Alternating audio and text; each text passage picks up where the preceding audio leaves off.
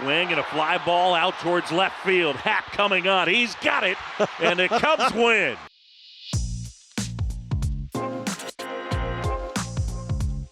From MLB.com, this is the Morning Lineup Podcast. I'm your host, Matt Monaghan. Today is Wednesday, April 16th, and the Padres love winning at home. But do you know who's sick and tired of them winning at home? The Cubs. They don't like beaches. They don't like tacos. They don't like beautiful 75-degree weather every day. Also, what has gone into certified slugger Corbin Carroll? And the best home run hitter in baseball plays in Sacramento, and he's doing something only Athletics legend Reggie Jackson did. Let's get to it. Entering Tuesday night, the Padres were the best team in baseball. They were an incredible 11-0 at home. They were in first place in the NL West. LinkedIn applications to become a Friar were up 1,000%. I think that's how you become a Friar. And after the Cubs dropped 2 Manny Machado foul pop-ups in the 5th inning, San Diego seemed like they were headed to 12-0 at home. You can't drop 2 foul pop-ups on slamming Manny Machado. High drive, deep left field for Manny Machado. At the wall, gone! Manny Machado connects on his second home run of the year. Padres take a 1-0 lead. But the Cubs shot right back at the Padres in the top of the 6th in the form of a bunt. Yes, a bunt by Pete Crow Armstrong. A bunt just as good as a home run. Now the 0-1, Crow Armstrong bunts. And it's going to be a play at the plate, bobbled by the first baseman, Arise. Everybody is safe. A run scores. The ball game is tied. Pitching from both sides held up well throughout most of the rest of the game, though. Shota Imanaga gave up just the Machado home run, while striking out 7 over 5 innings. Randy Vasquez gave up just 1 run himself over 5 frames. The game went to extras, tied at 1. And then, in the top of the 10th, with a man on second, the man, nicknamed Nickel, hit himself a triple. Line drive, right center field, base hit. It's going to go all the way to the wall. Swanson scores. Nico is thinking 3, racing around second. Going to third, he's got a triple. Cubs lead 2-1.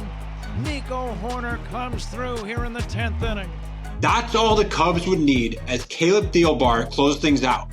For those of you who thought the Padres might go 81-0 at home, I'm so sorry. But why did you think that? Still, San Diego has shown how dominant they can be and remain atop the NL West. The Cubs have also shown they'll be a big-time contender this season, taking 2 of 3 from the Padres earlier this year, taking 2 of 3 from the Dodgers in LA, and potentially on the verge of taking 2 of 3 again from the red-hot Padres in San Diego. Corbin Carroll did not have a great first few months of the 2024 season. He was listed as one of the top 5 disappointments of the first half. He was statistically one of the least productive hitters in baseball. A guy named Lev, all caps, on social media said, quote, "If this is how we rockin' with struggles, then Corbin Carroll should be in the minors." Thanks for the input, Lev. But the then 24-year-old turned things completely around in the second half with a new stance and hitting approach, looking like 2023 Rookie of the Year Corbin Carroll, and finishing with 22 homers and 35 steals. Could that trend continue into the 2025 season? Oh yes, it definitely seems like it could. Corbin Carroll drills it away, gone, and that's a grand slam in the upper deck in Miami.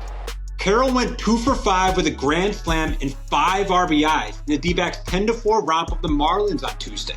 The outfielder now has 1 grand slam in each of the last 3 seasons, and he's currently slashing at a .338, .423, .735 rate.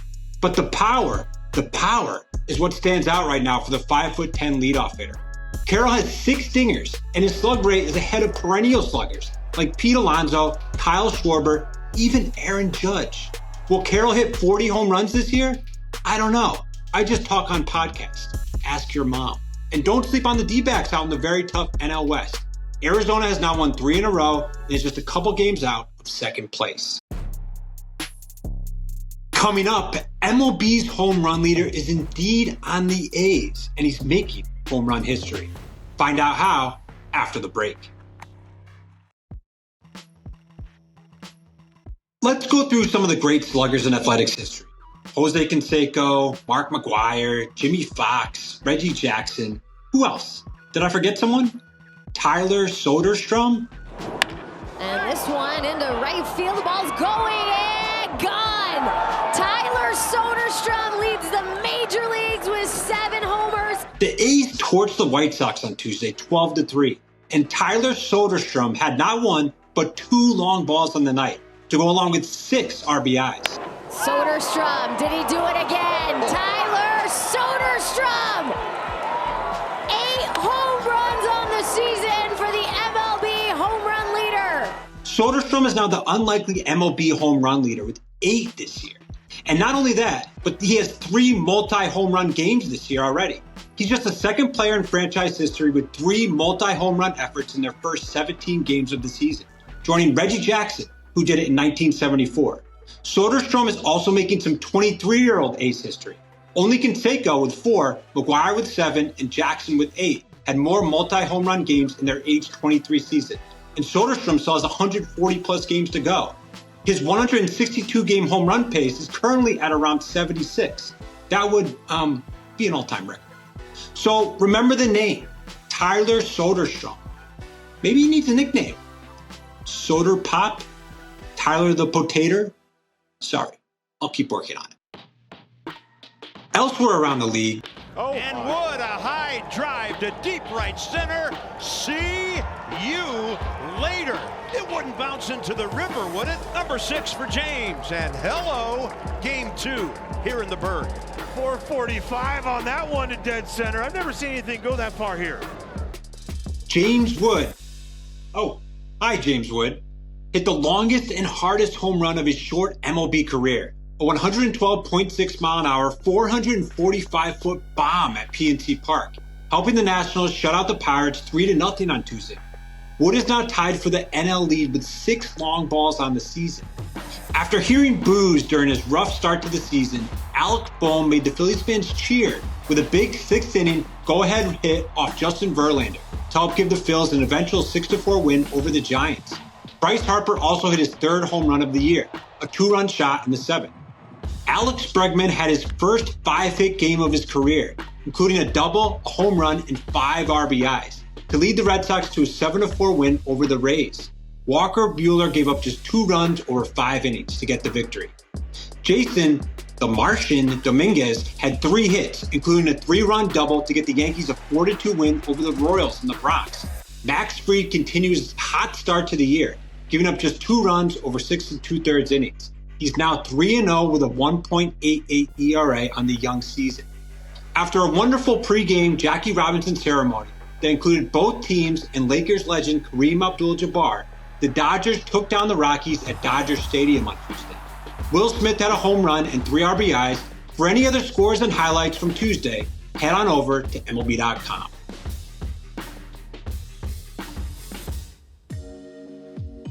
That's all for today's morning lineup. Mandy Bell will be on tomorrow to fill you in on all things baseball from Wednesday. And we have some phenomenal afternoon baseball for you. The Braves will take on the Blue Jays at 1 p.m. Eastern today on MLB Network. Spencer Strider makes his long-awaited return for Atlanta and will go up against Chris Bassett, who's had a great start to the season. Double no-no, anyone? Tune in to find out. And please, don't forget to leave us a rating and a review, share this podcast with the baseball lovers in your life, and enjoy all the games today.